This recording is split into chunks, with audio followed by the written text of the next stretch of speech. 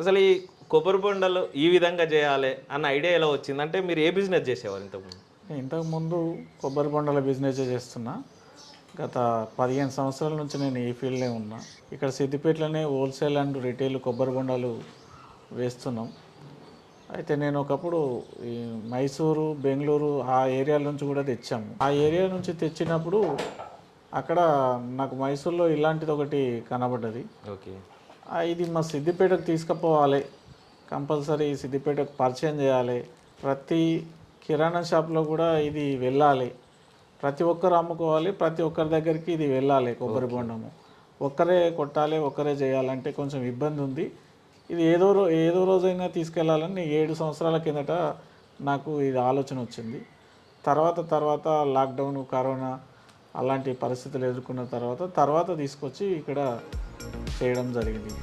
ఇప్పుడు ఫీలింగ్ చేస్తున్నాం.